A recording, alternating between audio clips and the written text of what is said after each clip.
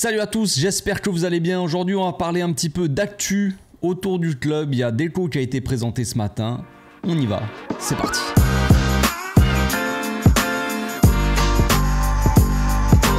Au passage, n'hésite pas à nous rejoindre si c'est pas encore fait et à partager la chaîne autour de toi, ça fera plaisir à tonton. Donc, Deco a été officiellement présenté à la presse ce matin, donc on a pu en apprendre un petit peu plus, vite fait en tout cas, hein, on savait déjà ce qu'il allait faire, on va dire, quel rôle il allait tenir dans le club, mais la petite nouvelle aussi qui s'est rajoutée, c'est un peu l'organigramme que je vais vous afficher ici, qui a été révélé, et donc on a un petit nouveau dans l'organigramme. C'était une chose qui était prévue aussi, c'est le retour, on va dire, à la maison de Bojan Kritić. Donc avant de parler un petit peu de Bojan et de préciser un peu le rôle qu'il va avoir au sein du club, on a appris certaines choses. Enfin, Deco il a eu plutôt un bon discours, mais il a expliqué aussi ses motivations, pourquoi il est venu, tout ça, que le Barça c'était quand même une grande chance, on va dire, d'être au club, d'arriver au club. Il a été là en tant que joueur, il sait ce que c'est d'avoir joué dans ce club-là, et il a dit que qu'il devait saisir, on va dire, cette chance de revenir travailler, d'avoir un rôle aussi important au sein d'un club comme le Barça. D'un grand club comme le Barça.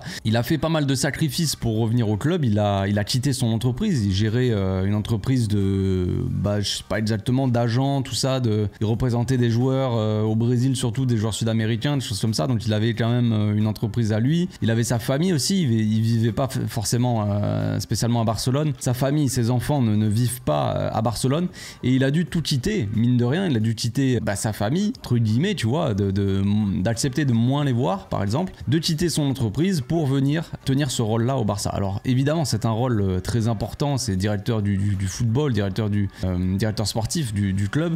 C'est un rôle très très important, enfin plus important. Au-dessus de lui, t'as le vice-président et t'as le président, forcément, Laporta. Mais en dessous, t'as Deco. Donc c'est un rôle très central et très important qu'il y a au club. Il va gérer quand même énormément de choses. C'est lui qui va gérer le côté direction sportive avec évidemment Xavi. Ils vont travailler, on va dire, main dans la main, hein. Le but, c'est pas que Deco impose ses idées au coach, ça n'a pas vraiment de sens. Il a répété sa confiance, il a donné sa confiance en Xavi. Il a dit que Xavi, le renouvellement de Xavi était important pour avoir de la continuité dans le projet, que c'était la bonne personne pour entraîner au club, voilà, tout simplement. Donc ils vont travailler main dans la main pour gérer déjà la première équipe. Mais voilà, Deco, il va aussi avoir sous ses ordres, on va dire, entre guillemets, donc le petit nouveau Bojan Kritić, qui va s'occuper il va avoir le rôle de coordinateur du département football. Donc c'est un rôle, on peut dire, assez flou, mais il a donné un peu ses précisions sur les rôles qu'allait tenir Bojan. Donc pour ceux déjà tout simplement qui ne connaissent pas Bojan, c'est un ancien joueur du Barça, une ancienne pépite de la Masia qui a percé, on va dire, assez jeune, hein. Il a battu des records de précocité, tout ça,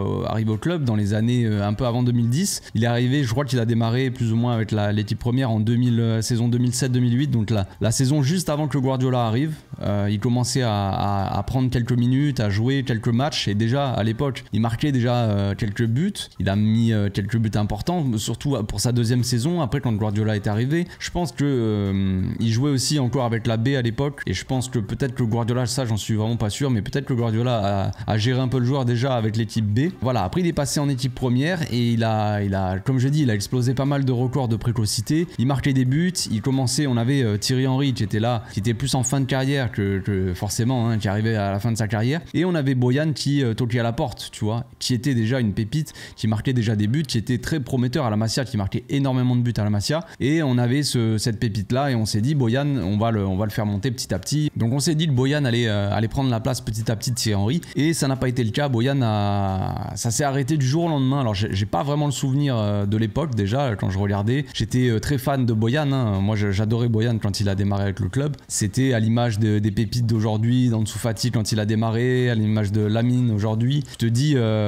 c'est cool, tu vois, c'est des jeunes pépites de la Masia. J'étais très emballé par son avenir, par ce qu'il allait pouvoir apporter au club, mais à l'époque je n'avais pas le recul nécessaire pour me dire, attention, faut faire attention avec ce jeune là, tu vois, parce que Lamine, maintenant j'ai le recul et je me dis, attention, faut pas mettre autant de lumière sur les jeunes comme ça. C'est aussi beaucoup de pression pour tous ces jeunes, et des fois t'as certains joueurs, certains jeunes qui ne peuvent pas supporter cette pression là, et c'est ce qui s'est passé avec Bojan, je pense. Je n'ai pas tous les détails de l'histoire, mais Bojan, il a pas psychologiquement il a pas tenu, peut-être qu'il y a eu un burn-out, peut-être qu'il y a eu trop de pression d'un coup du jour au lendemain pour le jeune, et après les performances n'ont plus suivi vraiment, il était au fond du trou. Donc il en a parlé, il a sorti des interviews, tout ça, je suis pas allé chercher, mais si ça vous intéresse vous pouvez aller voir, il doit y avoir des articles, tout ça, même en français. Mais il a été au fond du trou et il est parti, et puis après sa carrière elle a jamais décollé vraiment. Il est parti à la Roma, puis après il a été prêté dans plein de clubs, il est parti à Stoke City, il a été prêté en Allemagne, puis il a fini au Vissel Kobe, donc dans l'équipe avec Iniesta, et il a arrêté sa carrière là, en mars de cette année là, 2023. Donc on peut se dire, il y en a qui se posent des questions, pourquoi c'est lui le coordinateur du département football, s'il a jamais eu une grosse carrière, tout ça, mais c'est justement le profil idéal, le gars idéal qui pourra tenir ce rôle là, parce que Deco a précisé un peu le rôle. Il aura comme rôle d'être le coordinateur entre la Masia, tout simplement, donc le directeur de la Masia, donc toutes les équipes de jeunes, les équipes du Barça B aussi, de gérer pas vraiment gérer la progression des jeunes, mais justement de surveiller la progression des jeunes et de faire un peu cette transition entre les équipes de jeunes et l'équipe première avec Xavi. Donc il travaillera, on va dire, main dans la main entre Xavi et le directeur de la Masia pour justement faire en sorte que la transition des équipes de jeunes à l'équipe professionnelle se fasse dans les meilleures conditions, tout simplement. Donc quelle est la personne la plus idéale pour ça, la plus adéquate? Eh bien il n'y en a pas, parce que quelle personne sait mieux que Boyan quelles sont les choses qu'il ne faut absolument pas faire pour passer de l'équipe B à l'équipe A. On sait que c'est beaucoup de pression chez les jeunes, on peut pas gérer la pression externe,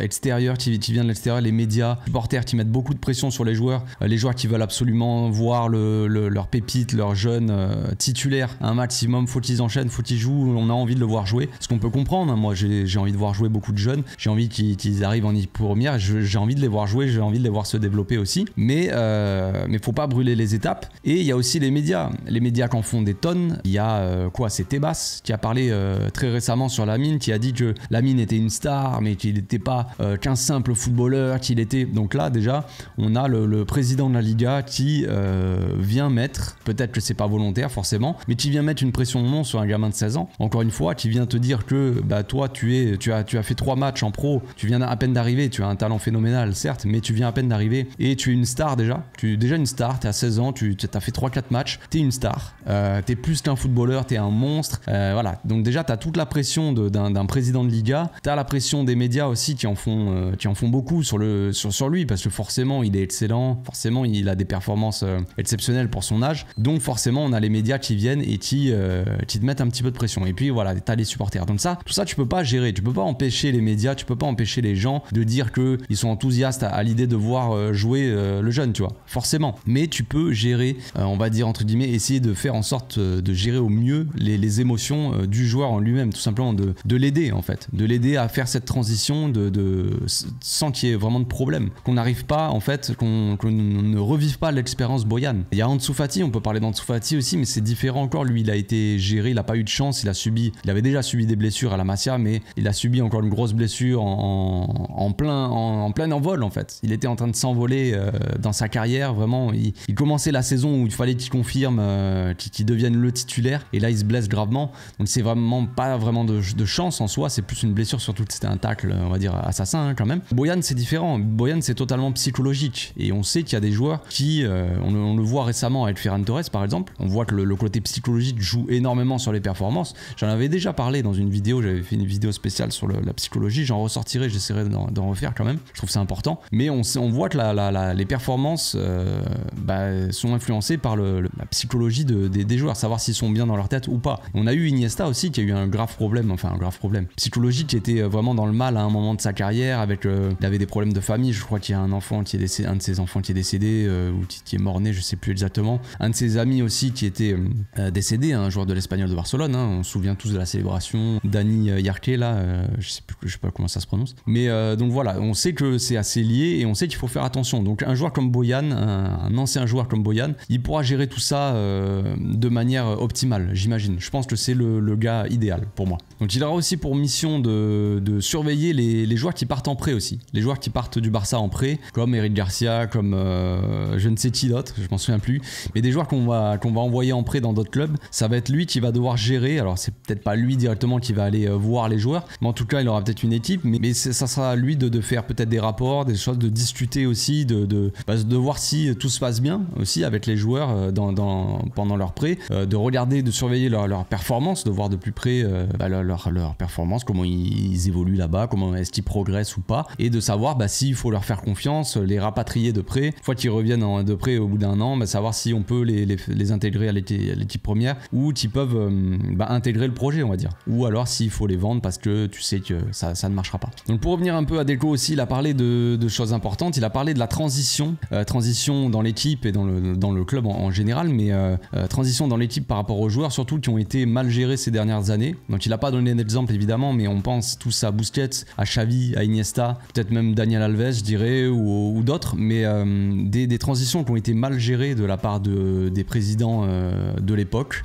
Là la transition Busquets, on voit qu'on a un peu de mal, on a dû aller chercher Oriol Romeu. Bon, la situation est peut-être différente financièrement parlant. À l'époque de Xavi, de Iniesta, tout ça, on avait des finances un peu mieux, ou en tout cas Bartomeu trafiquait bien pour qu'on puisse faire des achats improbables. Là, ces transitions-là, elles avaient été mal gérées. On avait acheté des joueurs qui ont floppé totalement. Alors évidemment, après on peut penser à la transition Neymar, Suarez, Messi. C'était le contexte un peu différent. Suarez, c'est pareil, le contexte un peu différent avec la situation financière qui était pas évidente. Neymar, bon, c'était une vente carrément qui est arrivée et on a fait n'importe quoi avec cet argent. On a acheté les plus gros flops de l'histoire du club. Messi, c'était différent encore aussi. C'est pas du tout. Enfin voilà, il est parti du jour au lendemain. Ça a été un choc. C'était pas quelque chose de prévu non plus. Tu vois, c'est pas arrivé naturellement. Xavi, c'était prévu. On l'avait changé on avait fait la transition entre guillemets avec Rakitic. Mais après, voilà, ça s'est pas renouvelé. Rakitic derrière a plus performant. Derrière, on avait qui? On avait Arturo Vidal. On avait Arthur. Le Brésilien. Voilà, ça a été compliqué pour cette transition-là. Iniesta, c'est pareil, on a voulu prendre Coutinho pour faire la transition, ça n'a pas du tout fonctionné. Bref, c'était des transitions un peu compliquées. Jordi Alba, on a eu de la chance avec Baldé, mais de base, on avait pris Junior Firpo. Voilà, Daniel Alves, on a testé plein de joueurs, mais finalement, on s'est trouvé la plupart du temps avec Sergi Roberto. Donc voilà, les transitions n'ont pas été très bien faites, et là, ça sera le rôle un peu de Deco. On voit qu'il a sous surveillance, on va dire, qu'il a beaucoup de jeunes dans tout le monde. Il est en train de surveiller, il y a beaucoup de noms, il y a des Fabricio Diaz par exemple, il y a un nouveau aussi, j'ai plus son nom, mais un sud-américain aussi, je crois que c'est un brésilien, il me semble, qui est surveillé aussi pour le poste de 6. Bref, il y a beaucoup de noms, beaucoup de jeunes. On se dirige vers un marché plus comme à l'image de Vitor Roque par exemple aussi. Deco, il a l'air d'être plus calé, on va dire, sur le marché, on va dire, sud-américain. Il a l'air d'avoir beaucoup de contacts, beaucoup de facilité à pouvoir gérer des opérations comme ça. Donc ça va être important, ça, dans le futur. Je pense que ça va jouer sur le futur du club. Évidemment qu'il faut, avec des mecs comme Boyan et des mecs comme Xavi tout simplement, ou un président comme Laporta, ils connaissent très bien l'importance de la Masia. Même Deco qui a joué au club, il connaît l'importance de la Masia, même si lui ne vient pas de la Masia, mais on sait qu'on va devoir faire confiance aussi aux jeunes de la Masia. Il y a pas mal de joueurs, il y a énormément de joueurs qui sont talentueux, qui sont là, qui toquent à la porte petit à petit, qui arrivent avec la B, tout ça, qui sont dans l'avenir, qui vont être proches de potentiellement venir et performer avec la A. Mais il y a aussi un marché qu'il faut aller chercher. Évidemment, le Barça, c'est avant tout la Masia, faire monter les jeunes et les développer, et que ça soit le cœur, on va dire, de l'équipe, c'est la Masia. Mais autour, on a toujours fait confiance en des joueurs aussi qui pouvaient performer directement. Mais il y a aussi des joueurs à la Masia. Regardez l'exemple de Araujo par exemple, qui ne vient pas de la Masia concrètement, qu'on a signé pour la B.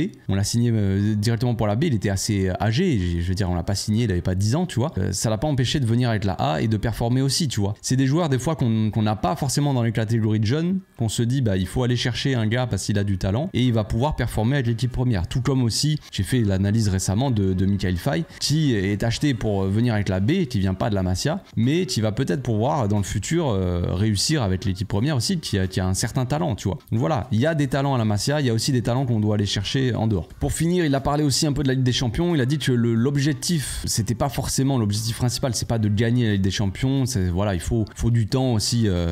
Il faut du temps, tout simplement. Il nous faut un peu de temps pour revenir à un niveau tel qu'on peut aller chercher la Ligue des Champions. Mais il a dit que le but, c'est d'être compétitif. En gros, il a dit que sortir dès les phases de poule, c'était pas acceptable. Enfin, c'est pas ce qu'il a dit, mais concrètement, c'est ce que ça veut dire. Il faut être compétitif dans la compétition, donc c'est-à-dire il faut sortir des poules évidemment, et il faut aller chercher les quarts de finale au moins. Je dirais au moins quart de finale, ça serait assez la logique. Alors c'est la priorité peut-être de cette saison, c'est peut-être peut-être les quarts de finale. La saison prochaine, on verra, peut-être que ça sera les demi, puis après, petit à petit, tu vois. Quand t'as un effectif assez complet, quand à l'époque où on avait des Neymar, des Suarez, des Messi, l'objectif c'était d'aller chercher la Ligue des Champions. On a une équipe taillée pour aller chercher la Ligue des Champions. Là, cette saison, concrètement, quand on regarde l'équipe, on peut se dire que oui, on est taillé pour aller peut-être chercher la Ligue des Champions, pour aller en finale, tout ça. Mais le contexte fait que il faut pas s'emballer non plus, tu vois. Il faut pas s'emballer parce qu'on est, on n'a pas l'équipe qu'on avait avant. On n'a pas les joueurs, on n'a pas ce noyau-là qui a joué ensemble pendant des années. À l'époque, on avait des Xavi, des Iniesta, des Messi, des mecs qui ont joué ensemble pendant 10 ans. Pendant plus de 10 ans, ils ont joué ensemble. Ils se connaissaient par cœur sur le terrain. Là, c'est différent. Alors oui, on a un effectif de qualité, mais on a beaucoup de nouveaux joueurs. Quand on regarde l'équipe, concrètement, les titulaires, il y a plus de la moitié de l'équipe qui vient d'arriver il y a un an. Par exemple, les Joao qui viennent d'arriver aussi,